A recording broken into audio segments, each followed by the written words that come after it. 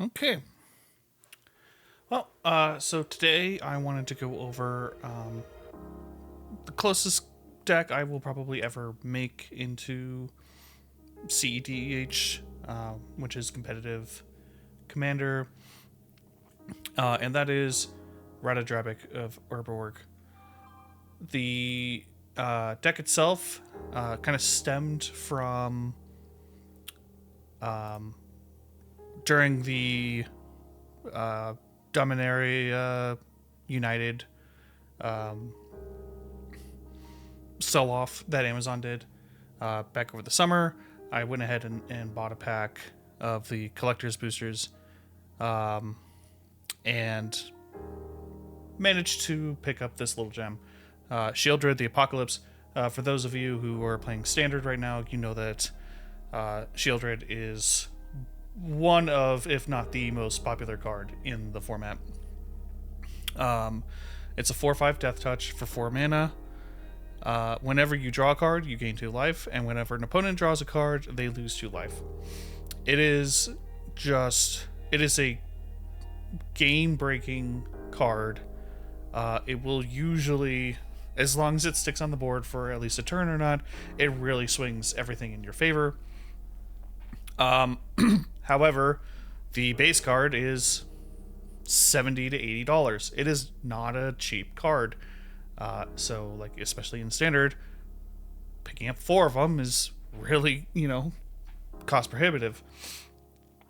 And while I really did want to make a deck themed around her, I didn't want to just spend $70, $80 just to, like, start that. And so we just kind of, luck of the draw. Really great, really happy that I pulled this one. And so then I was deciding, what do I do in order to, like, what kind of deck am I going to theme her? Am I going to make her the commander, which, like, was kind of tempting because I certainly do want to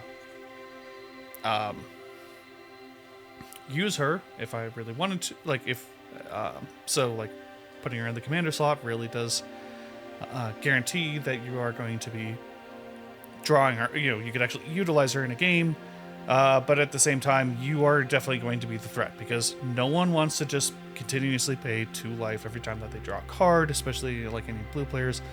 So it's just going to be something where, maybe like it's not going to, and you're also just going to be playing mono black, so like your options are a little bit limited.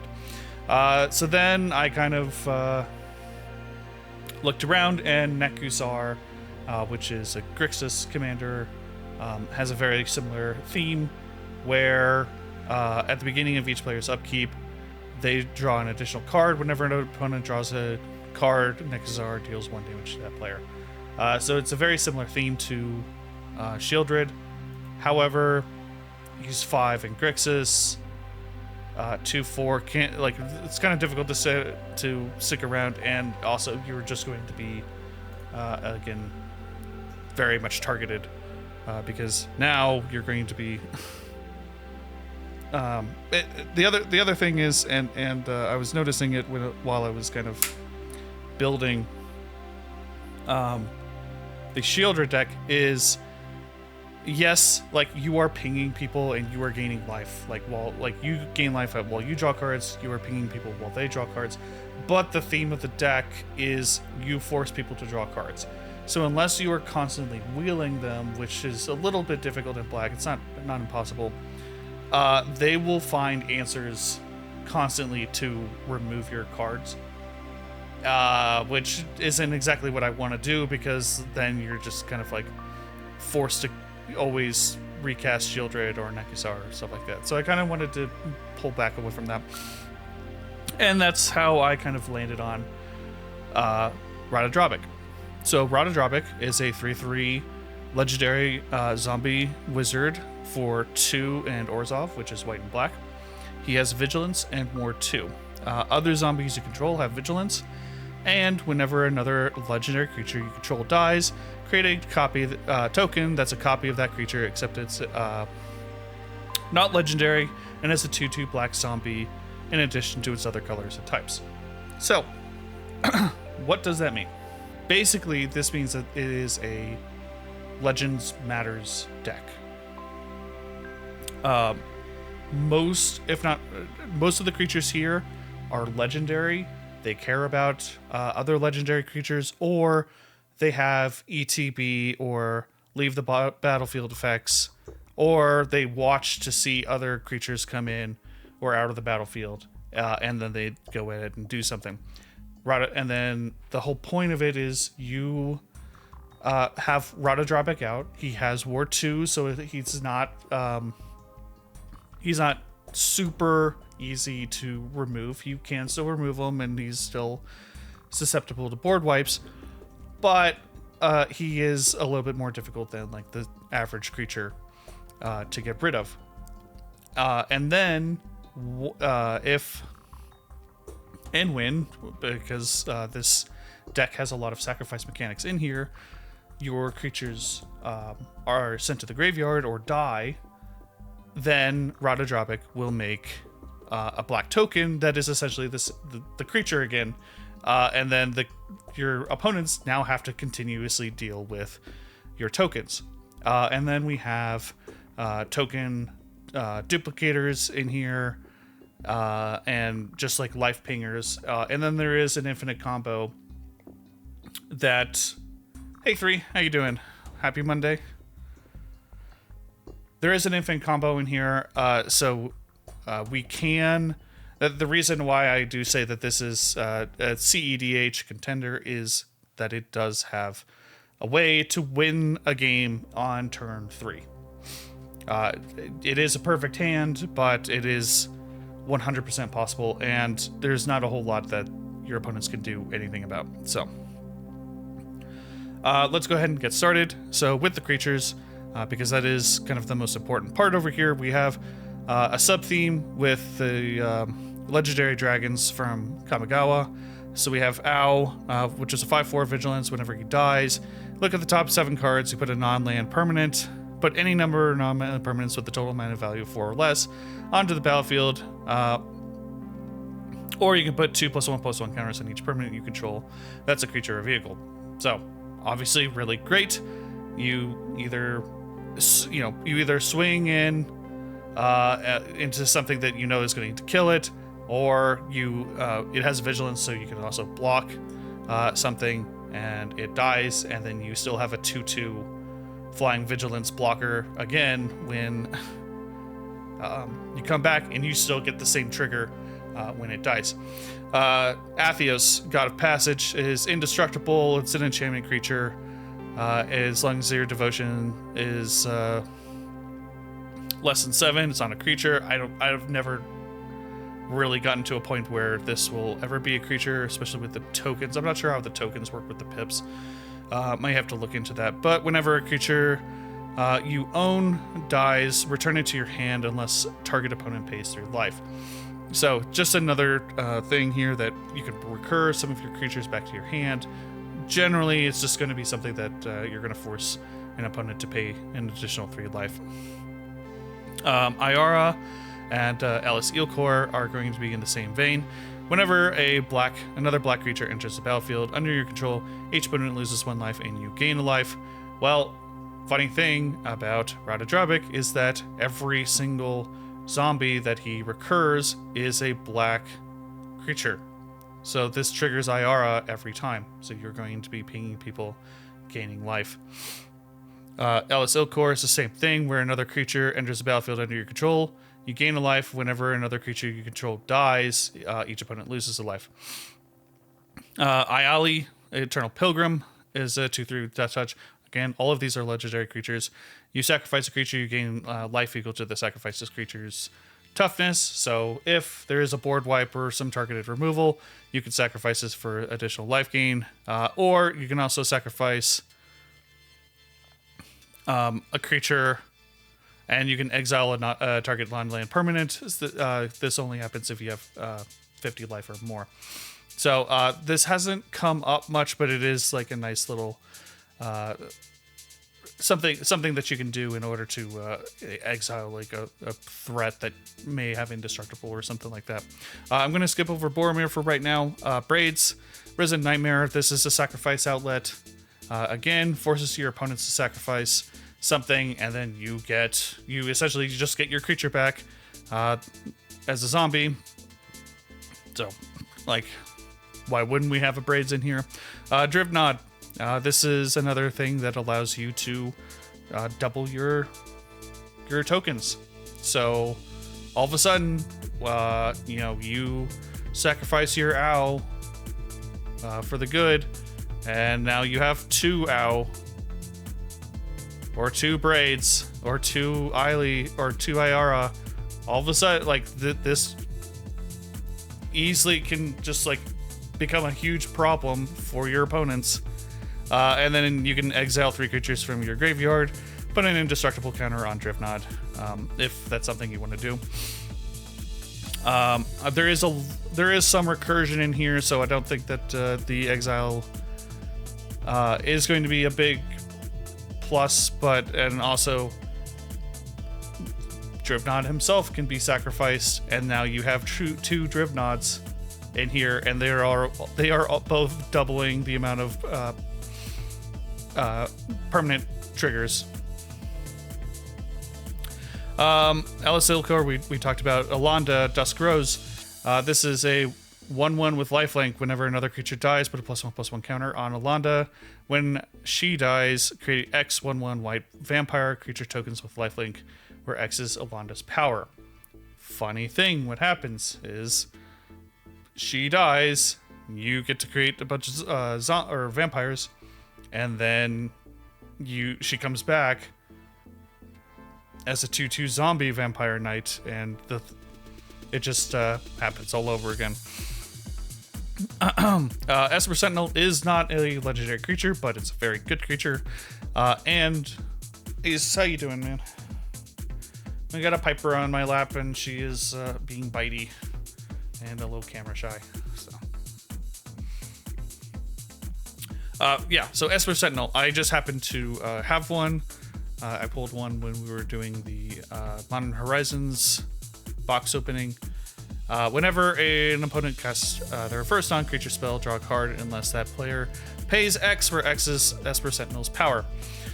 So this is not a legendary creature, but like the draw factor is very real. A lot of players do not want to pay the additional 1, and allows you to draw an additional card. There is a way that you can actually give this legendary status. So Golem, Patient Plotter, whenever he leaves the battlefield, the ring tempts you. Same with the Nazgul. When it enters the battlefield, the ring tempts you. And we also have this enchantment over here, Call of the Ring. At the beginning of your upkeep, the ring tempts you. What does the ring tempting you do? Basically, it's an emblem, so no one can actually interact with it, but it makes any creature that you target as your ring bearer legendary, which is what Ratadrabik cares about. So you make Esper Sentinel legendary, your opponents inevitably try to remove it, and he recurs back as a zombie human soldier, and now they have to deal with the 2/2, and now they have to pay 2 for each time that the first non-creature spell that they play. So, like, fantastic card. I was looking for something. I was debating putting it in a different deck, but I think he slots in very nicely over here. So Esper Sentinel, really great card. I wish it was cheaper, but that's, it's what it is. Gandalf. Gandalf is a broken card, especially in a deck like this. So for 5 mana, he's a 4/5. He has Flash, which means that he can come out onto the battlefield at instant speed. You may cast legendary spells and artifact spells as though they had Flash. So all of a sudden, every single creature here -2, or 3 are legendary, so now I can just cast all of these creatures at instant speed. And whenever a legendary permanent or an artifact entering or leaving the battlefield causes a triggered ability, it triggers an additional time. So similar to Drivnod, but this is creature dying. This is just anything. So anything enters the battlefield, Elasiel Core triggers twice. So like your zombies. And then also this triggers Ratadrabik twice. So now you get 2 zombies triggering Elasiel Core. That's 4 times that she triggers. This card is absolutely broken. Giza, I'd put her in here. I don't know. She's really good, but a lot of people just gonna just play around it. So basically, she just becomes a huge lightning rod for targeting because no one wants anything to happen to their creatures. But if a creature an opponent controls would die, exile it instead. At the beginning of your upkeep, put all creatures exiled with Giza onto the battlefield under your control. They gain Decayed, so they become they essentially become zombies, and then when they attack, they will be sacrificed at the end of combat. So really good.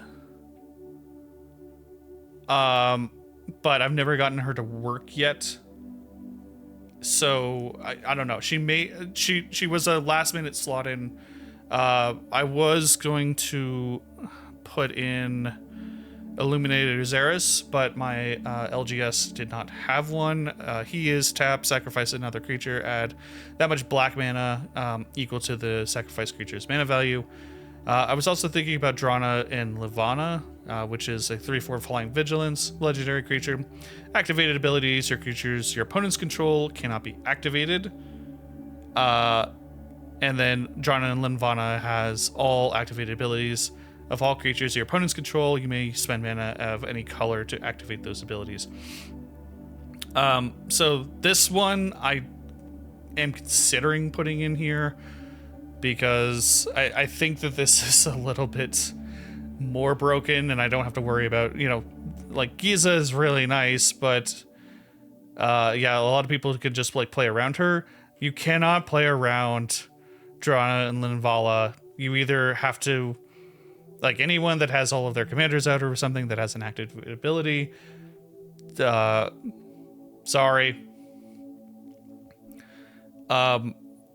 Basically, they just cannot. They're not going to cast any of their creatures. It's very prohibitive. So I'm considering putting them in here instead of Giza, but we'll see. Golem. Whenever he leaves the battlefield, the ring tempts you, and you can sacrifice a creature. Return Golem from your graveyard to your hand. Activate only as a sorcery. So if there is a board wipe or targeted removal, you can just it's just another sacrifice outlet. So it's really good to get Golem out early, and then you have that ability to sacrifice. Junji, following the sub-theme of the Legendary Dragons, Flying Menace. When Junji dies, each opponent, you can either choose to have each opponent discard 2 cards or lose 2 life, or put a non-dragon creature card from your graveyard onto the battlefield under your control. You lose 2 life. So important to note, this is any graveyard. This is not just your own, but you do have a lot of legendary matters decks. But if an opponent has a legendary creature in their graveyard that you want to use, really great. Junji is really great. And then you just you bring back another Junji, and then you do it all over again. Yeah. I love adding this dragon sub-theme in here. Campbell, whenever an opponent casts a non-creature spell, that player loses 2 life and you gain 2 life. Really good for targeted and board wipe removal. Kokusho, I was considering putting Shieldred, the Whispering one, in here. I decided on Kokusho for 1, the life gain, and 2, he was a little bit cheaper. He's 6 mana instead of 7, and I've kind of figured that Shieldred would be immediately targeted for removal. Whereas here it's just like, okay, like he does get removed, and then everyone loses 5 life, and then you gain 15 generally, and then you have another 2/2 flyer that will do the exact same thing. So I just kind of like felt like the life gain was a little bit better, and honestly, I've never like there's only been a handful of times that I've actually gotten to a game where like we were up like to the point of like getting to 7 mana. So Lisa, Forgotten Archangel. Whenever another non-token creature dies, return that card to its owner's hand at the beginning of the next end step. If a creature an opponent controls would die, you exile it instead. So people start removing your stuff because it's just going to happen. The Ratadrabik is really going to be the one that gets targeted, but the Ward 2 really does help him. But stuff dies. You've like, especially if you have Gandalf in here, you flash in Liesa, and then all of a sudden board wipe happens. You create a bunch of 2/2 zombies, and you bring back all of your legendary creatures back to your hand so that you can just play them again. Really great card. Lauren of the Third Path, 2/1 with Vigilance and enters the battlefield. Destroy up to 1 target artifact or enchantment. Really great at removal, and then you can also tap to have you and a target opponent draw a card. So, and she has Vigilance, so you can swing with her. If someone blocks to kill her, you tap her for the extra card, and then she'll come back. You destroy another artifact or enchantment. It's just fantastic, especially because Ratadrabik does give. Well, I guess she does have Vigilance herself, but yeah, like Ratadrabik does give all zombies Vigilance, which is really nice. Lotho, really interesting card here. Whenever a player casts their second spell, you lose 1 life and create a treasure. This does trigger on you as well, so you can. It is a nice like a little bit of ramp over here. He's very cheap, and yeah, like I'm sure there's always players that just they play a Mana Rock and then they play something else. So having him out, it's really nice. Luminous Broodmoth, not a legendary creature, but has a very good ability here. Whenever a creature you control without flying dies, return it to the battlefield under your control, under its owner's control, I should say, with a flying counter on it. So, any of the creatures except for the dragons, that is one thing. They will come back with a flying token. And it still triggers Ratadrabik, so you get a zombie and you get the legendary creature come back with a flying token on it. So yeah, your opponents are definitely going to be targeting the Luminous Broodmoth for removal, but especially for like blockers and stuff like that. Yeah, like it's really great. Mondrak, so similar to Drivnod, whenever you create 1 or more tokens, you create twice as many instead. So similar to Drivnod, similar to Gandalf, you can now have 8 tokens if you have all 3 of these out at a time. Nazgul, we threw this in here for the ring tempting. So this will protect Esper Sentinel. This will protect Luminous Broodmoth. This will protect Zelbort Cutthroat. And Viscera Seer. Basically, just enters the battlefield, the ring will tempt you. You could also just throw it on the Nazgul if you wanted to. When the ring tempts you, put a +1/+1 counter on each Wraith you control. And a deck can have up to 9. There's only just 1 in here. This is literally just to have the... you have a Death Toucher, and you have... it's mostly here for the ring tempting. Samwise, when it enters the battlefield, choose up to 1 permanent from a graveyard that was put there into battle this turn. Return it to your hand, then the ring tempts you.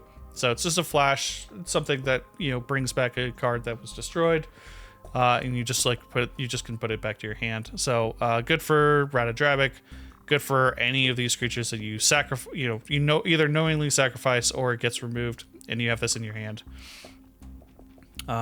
It's same as Malakir Rebirth. So very nice instant speed card. And then, of course, Shieldred the Apocalypse, we talked about at the beginning here. cEDH, this is a essentially a Diabolic Intent stapled onto a creature. So it's a 4/6 Death Toucher. When it exploits it has exploit, which is when you sacrifice a creature when it enters the battlefield.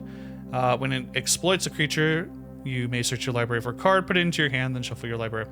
So Diabolic Intent stapled onto a creature with Death Touch allows you to tutor for any card that you may need, and it's just another sack outlet that you can create more zombies.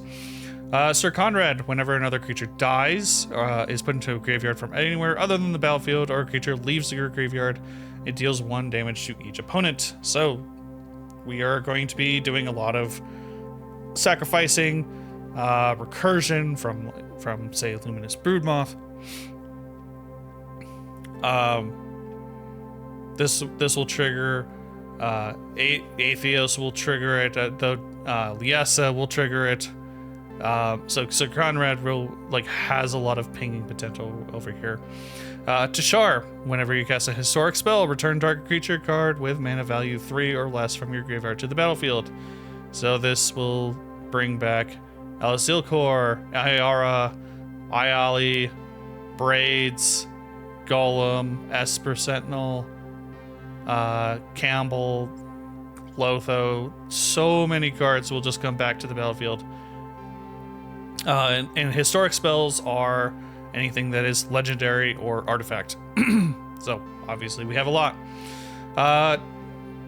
Teysa Karlov, if a creature dying causes a triggered ability of an opponent you control to trigger, that ability triggers an additional time. And other creature tokens you control have vigilance and lifelink. So similar to Drivnod, that means you get double the tokens, double the Elazilkor triggers, double the Alonda triggers, and all of your creature tokens, which are going to be the Ratadrabik zombie tokens, now have... Hey, Mr. Greggy, how you doing?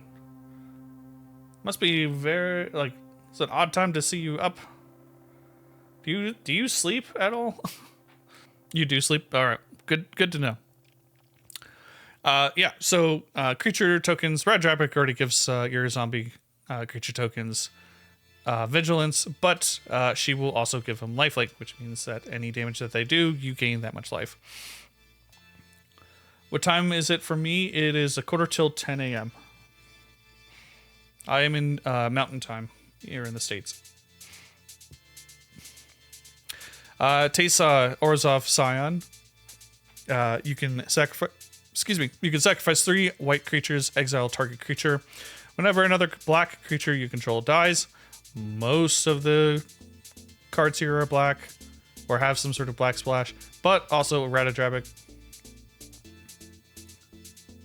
It's almost 12. Okay, so you're in the States, or you're at least in the Western time zones. So what essentially you can do here is whenever another black creature dies, so if it's going to be one of those zombies, you create a 1/1 white spirit creature token with Eastern time. Okay. You create these white spirit creature tokens, and then you can sacrifice those spirits, and you can exile another threat. Viscera Seer is another sacrifice outlet. Sacrifice 1, descry 1. Yahenni, another sacrifice outlet. It has a 2/2 with haste. Whenever a creature an opponent controls dies, put a +1/+1 counter on Yahenni, and you can sacrifice another creature. He gains indestructible till end of turn. Yawgmoth, everyone used to know, everyone knows Yawgmoth is a problem. He's a 2/4 that has protection from humans. Pay 1 life, sacrifice another creature, put a -1/-1 counter on up to 1 target creature and draw a card. And then you can pay 2 black, discard a card, and proliferate. So proliferate is that you can add additional counters that anything has. So say you pay 1 life, you sacrifice a creature because you have that sacrifice outlet. Put -1/-1 counters on everything. You get to draw a card, and then you pay the 2 black mana, and then you proliferate. So now that one single -1/-1 counter on all those creatures now becomes 2 -1/-1 counters. So it's definitely like something that it can be a problem. And then I threw Zelaport Cutthroat. This is I couldn't find another one. But basically, it's just another Ayali or Eliseel core. He's the only thing that he's not. What is it? He's not legendary. But we have paper. Sorry. Little puppy. This is being difficult. As you should be, huh? So, those are the creatures. There are rooms for some changes if it doesn't suit your style. But I'm very happy with what we have here. So for sorceries, we have Diabolic Intent, which is what we talked about with cEDH here. As additional cost, you sacrifice a creature, you search a card for your library for a card, put it into your hand, then shuffle. Dread Return, return target creature card from your graveyard to the battlefield. So, like, you have something, you need to get it back out. Use Dread Return to do that. You can also do Flashback, which is sacrifice 3 creatures to bring a creature back, which is really nice. Kaya's Wrath, destroy all creatures. You gain life equal to the number of creatures you control that were destroyed this way. There was...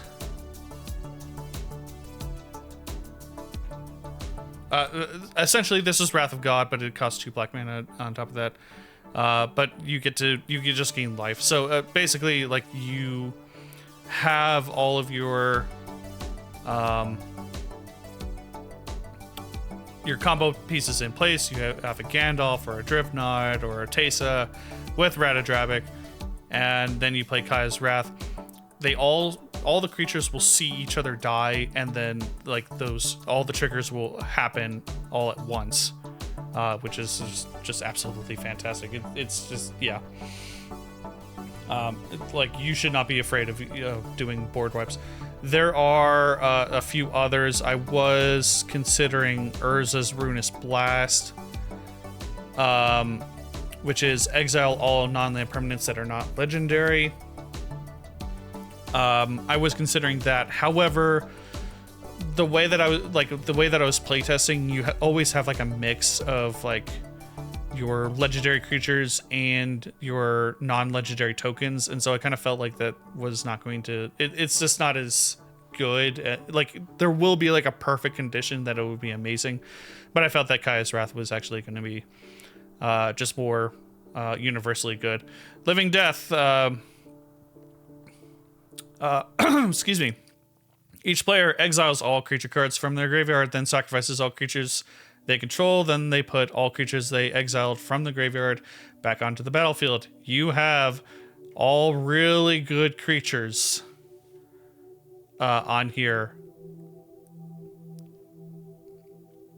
And then, yeah, you just you slam this card down, and then you have all really good creatures coming back. Primeval's Glorious Rebirth. It's a legendary sorcery. It is important to note that you do need to have a legendary creature or planeswalker out in play in order to cast this. Return all legendary permanents from your graveyard to the battlefield. So obviously, going well with the theme. Victimize is another sack outlet and allows you to bring back 2 creature cards from your graveyard onto the battlefield tapped by sacrificing a creature. And then, of course, Wrath of God is just another board wipe. Instance here, we have a lot of exile in here. So we have Anguish Unmaking, Despark, Path to Exile, and Swords of Plowshares. We also have another sack outlet, Corrupted Conviction. Allows you to draw 2 cards. Deadly Dispute allows you to draw 2 cards and create a treasure token. Malakir Rebirth, you can use it in combination if you really want to, but a lot of times I just see that like people are just trying to get rid of Ratadrabik. So you choose a creature, you lose 2 life until end of turn. That creature gets, when this creature dies, turn to the battlefield tapped under its owner's control. Nasty End, also really good for this legendary Mandarin's deck. You sacrifice a creature just like Corrupted Conviction, draw 2 cards. If it was legendary, you draw 3 cards instead. And then I threw in a Vampiric Tutor because, yeah, like there are a lot of times when you just like you need one specific legendary creature in order to like make this deck hum, and the tutor really does help. For artifacts, we have our typical mana rocks, excuse me. So Arcane Signet, Orzhov Signet, and Soulbring. Relic of Legends allows you to tap for 1 mana of any color, and you can also tap an untapped legendary creature you control and add 1 mana of any color. It's just important to note that this artifact is the one that's tapping the creatures, so any creature, even if it has Summoning Sickness, you can tap them for 1 mana of any color. Astronaut's Altar allows you to sacrifice a creature. It's another sacrifice outlet for 2 colorless mana. And Bantu's Monument, really nice card. Black creatures you control cost 1 less to cast. And whenever you cast a creature spell, each opponent loses 1 life and you gain life. And then we have this card. This card is stupidly broken in this deck. Equipped creature has Myriad. It does have an equipped cost of 4, which is kind of expensive, but let me tell you what the interaction is. So you attach this to any one of your legendary creatures. For instance, Shieldred, or Ow, or Drivnod, or Junji, whomever. Okay? You move to attacks. Myriad will trigger. So whenever you attack, for each opponent other than the defending player, you may create a token that's a copy of that creature that's tapped and attacking that player and planeswalker they control. Exile the tokens at end of combat. Here's the thing. By equipping it to a legendary creature, the legendary rule triggers. So you now have 4 you have 4 instances of a legendary creature that are tapped and attacking. You choose one that either cannot kill your creature or it is just open to being attacked. And then you now, because you have the other tokens, you choose, based on the legend rule, you can only have 1 instance of a legendary creature out. You choose the one that is equipped, the original, that's equipped with Blade of Selves, and then you have to sacrifice the 3 other tokens. And then Ratadrabik triggers. And then you create 3 zombie tokens of the creature that was just tapped and attacking. And then if you have Drivnod, Gandalf, Teysa, any one of these,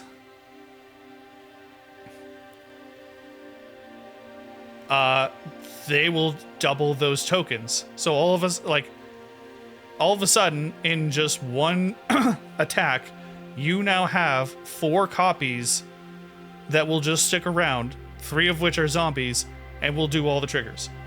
Like, this card is absolutely ridiculous with Ratadrabik.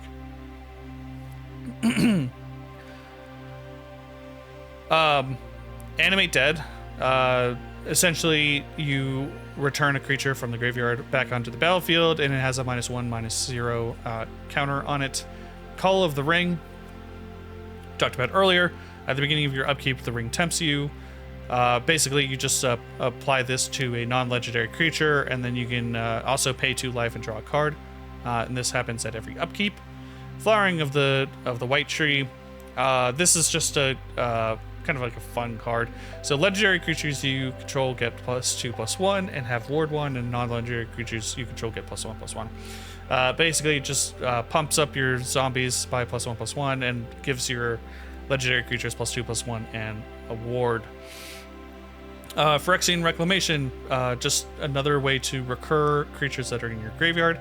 You pay 2 life, return target creature card from your graveyard to your hand. This is also really good once Ratadrabik is, commander tax is 2, 3, or I guess I should say 2, 4, 6, like, it's getting up there.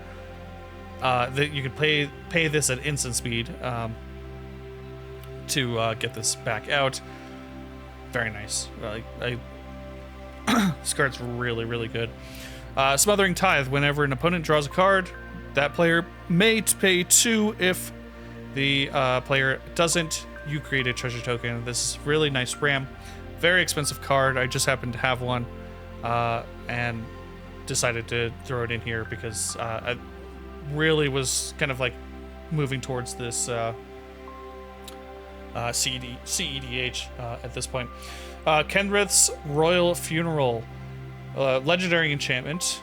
When it enters the battlefield, you exile up to 2 legendary cards from your graveyard. You draw X cards and lose XI, for X is the greatest mana value among cards exiled this way. So one funny interaction that I've kind of discovered about this. Legendary spells you cast cost 1 less to cast for each card exiled with the Kenrith's Royal Funeral. So, essentially what this means is that you exile 2 legendary cards, creatures from your graveyard, and as part of the casting cost, and then from then on, legendary spells cost 2 less to cast for each exiled card from while this enchantment is still out. So funny interaction that I discovered while I was doing playtesting. If Ratadrabik, your commander, is in the graveyard, then you can exile 1 other legendary creature card. So you exile Ratadrabik, and 1 other creature card. Whatever is just not like either working out or is just not going to, like, you don't think you're going to be able to cast it. Ratadrabik, because it moves out into exile, you can then put it into the command zone, and then now you can cast them from the command zone, and essentially you've just exiled only 1 creature card instead of 2, and then Ratadrabik is now basically the same casting cost that he would have been. Like he's now cheaper to cast because of that interaction. So like if you, instead of like putting him into the command zone, you put him in the graveyard, you cast this, you exile him, you put him back into the command zone, and then you cast him, and now he casts 2 less to cast. So really just like, this is a really fun, it's a nice card, similar to the Bantu's Monument. Like, especially all these legendary creatures, they are expensive. You want to be able to cast them as many as possible. Casting them for 2 less is just really nice. So, and then finally, War of the Last Alliance. You search your library for a legendary card, reveal it, and put it into your hand. This is just an absolutely fantastic tutor for legendary matters. And then 3 creatures you control getting double strike until end of turn. The ring tempts you. At this point, like, you're going to be so far ahead because you have exactly the legendary creatures that you need.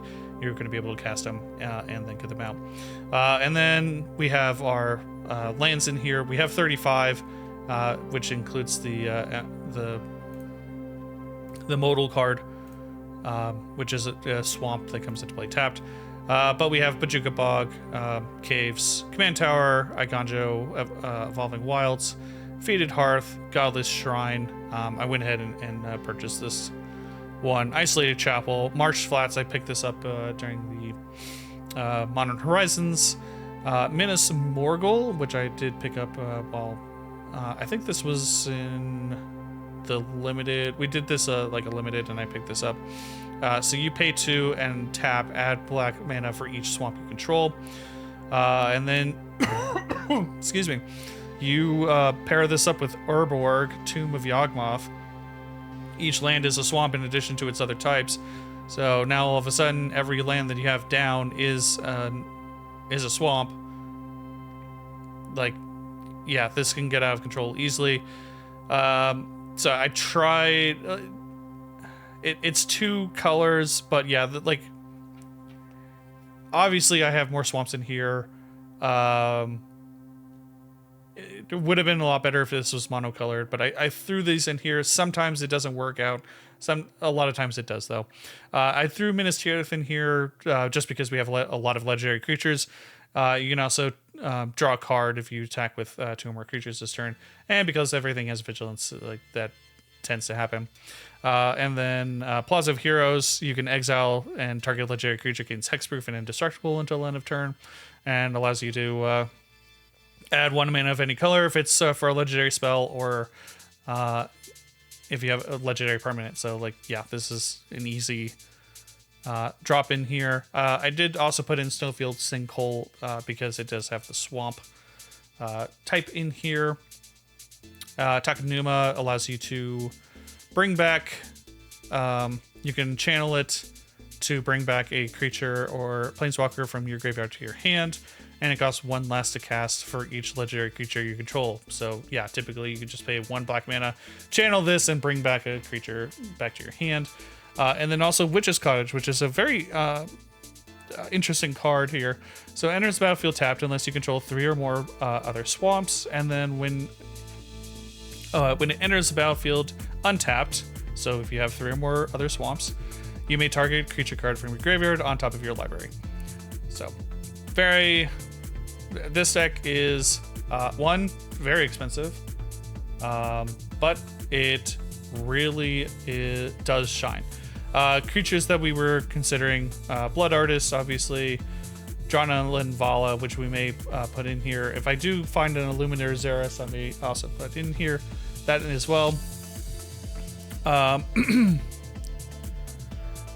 Lobila Sackville Baggins is interesting. She is legendary and she does have flash, and I was considering this. Essentially, when she ETBs, exile target card from an opponent's graveyard that was put there from the battlefield this turn, then create X treasure tokens, where X is the exiled card's power. Yeah, so this is really... everyone was saying that this is Black's Dockside, but in practice, I don't think that it works. And you have to have 3 mana open at all times, hoping that someone somehow like a very large creature comes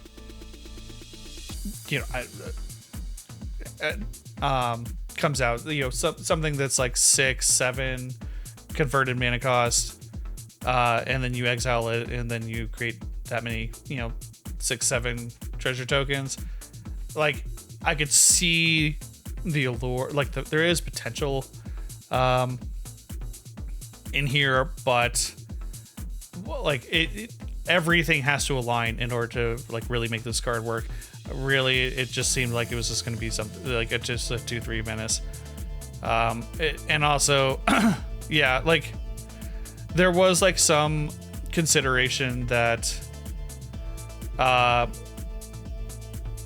in response to a board wipe. So like someone decides to board wipe you. In response, you play her. And then she exiles a 2-3 mana, just some creature from the graveyard. And you create that many treasure tokens. Then the board wipe resolves. She is destroyed. And then she comes back as a 2/2 zombie because of Ratadrabik. And then you exile yet another card that had just been there. I could kind of see that, but at the problem is the line of text that it has to be put into the graveyard from the battlefield this turn. And that is just such a limiting factor that I just decided to not include her. Mother of Runes, I was kind of considering more, a few more, just wanted to have something with protection in here, but I kind of figured that since she's not legendary herself, people are just going to target her and then just target Ratadrabik or whatever. Sheoldred, also considering putting this one in here, but at the same time, all of our single target removal is exile, and there is some potential in here because you have all the board wipes.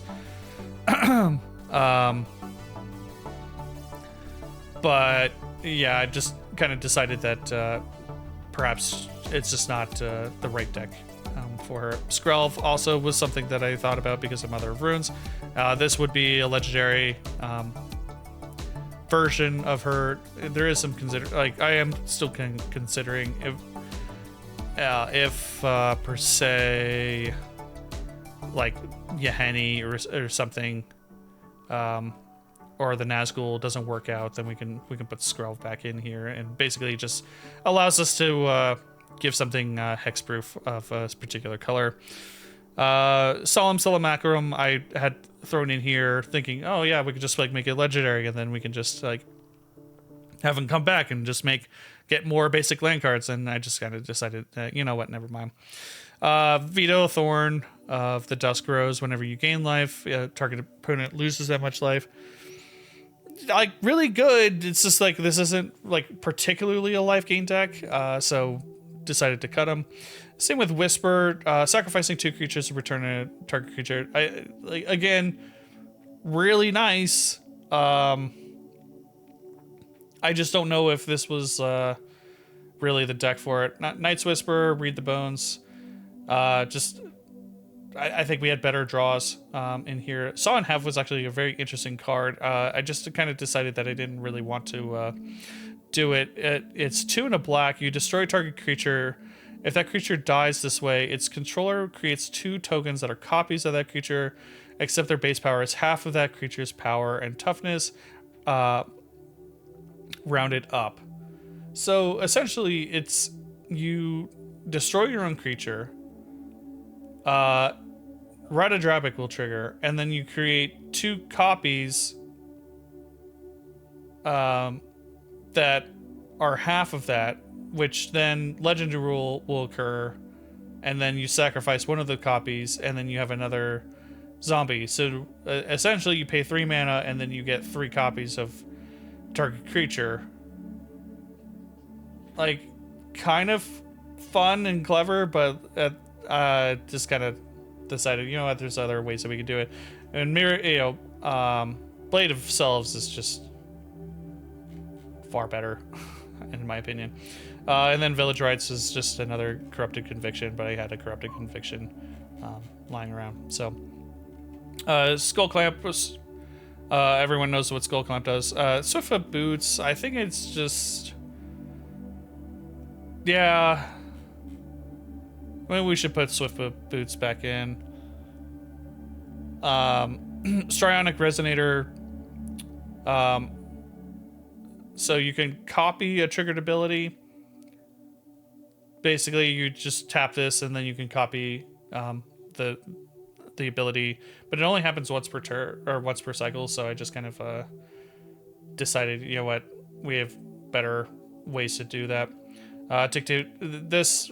If we were to, kind of lean in more heavily into the sack outlet, this would be a much better card. Whenever a creature you control dies, each opponent sacrifices a creature. But basically, most of these were just because we were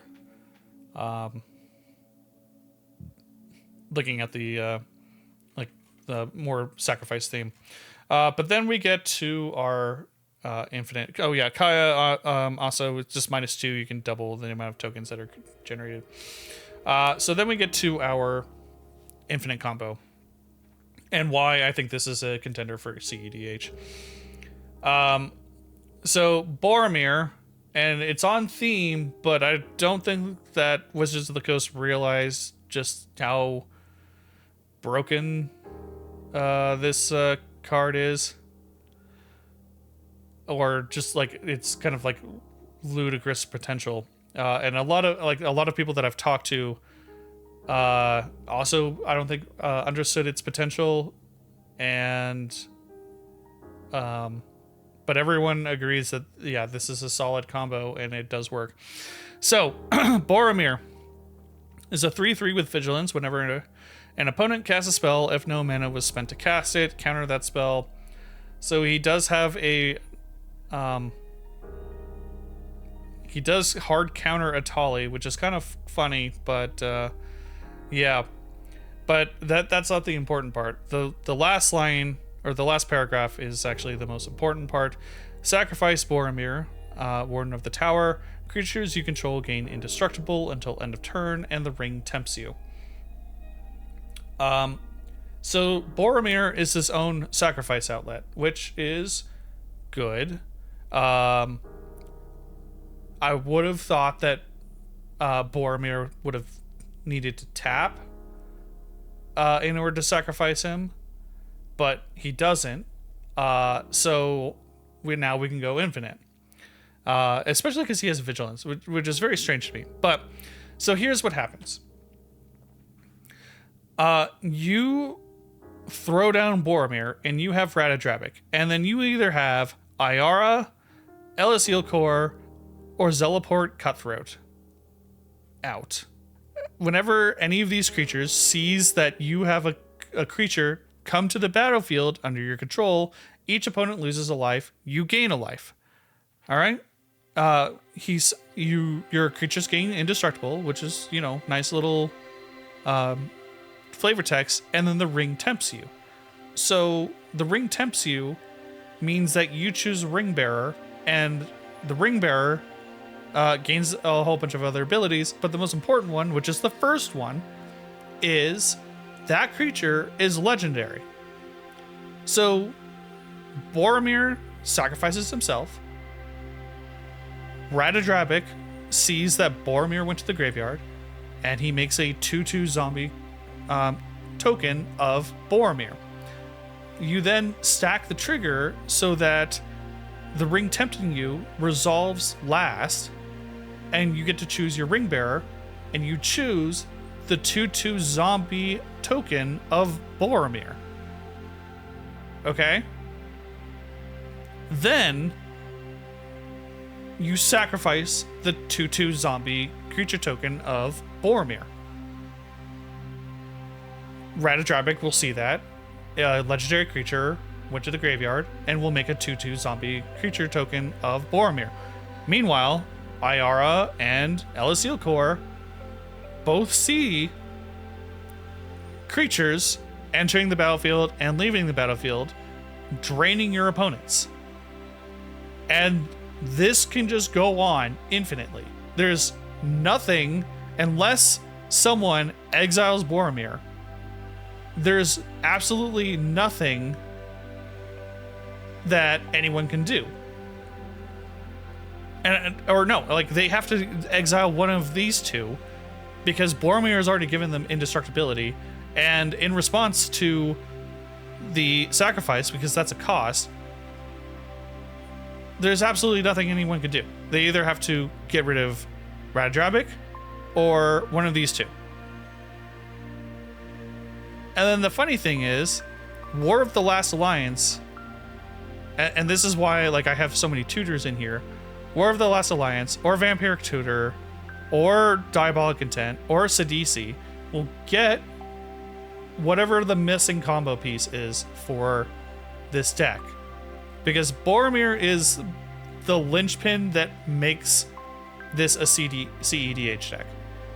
Because if you have Boromir, one of these cards, Soul Ring, Arcane Signet, and 2 lands, you can win on turn 3. And there's absolutely nothing anyone can do about it. So we did went through here. These are the recommendations from EDH Rec. Anointed Procession would be something that would be really nice. Same with Reanimate. Virtue of Persistence would also be nice. But I think we are at a point that we are at where I am very satisfied with this deck. I think it does very well. If I choose to play this deck more casually in non-cEDH, I have not taken this deck over to cEDH, but I do think it would do very well. Playing in a more casual format, I do just not use Boromir. We either take Boromir out or and replace him with something else, or just say that I'm not going to go infinite with him. But like this deck does.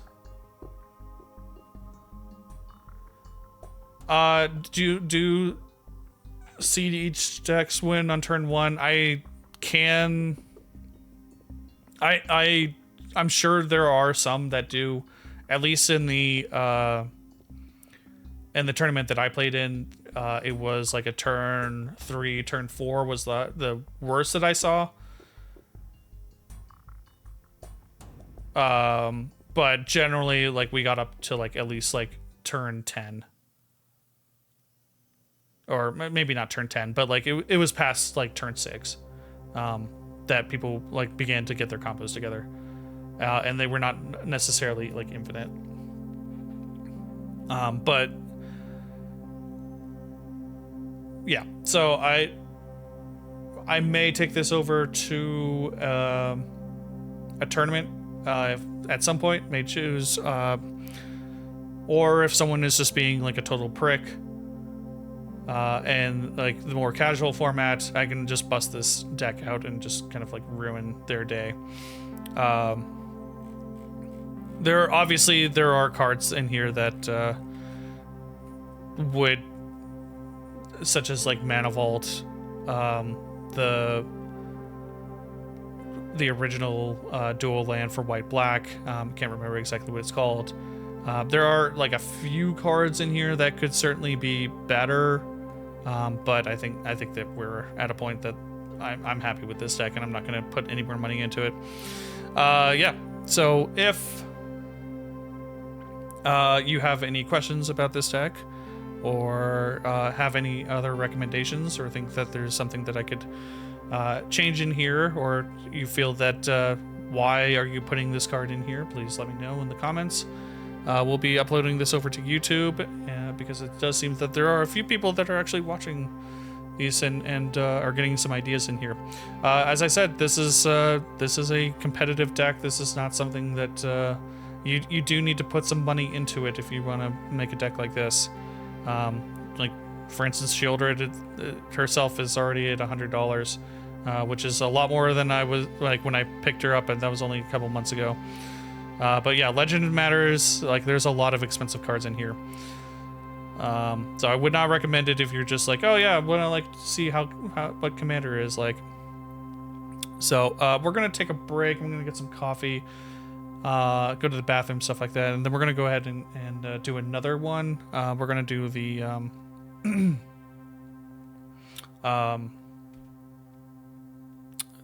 Gearson Starn deck. So yep, hope you enjoyed this. Please like, comment, subscribe on YouTube, and yeah, we'll be back in a little bit.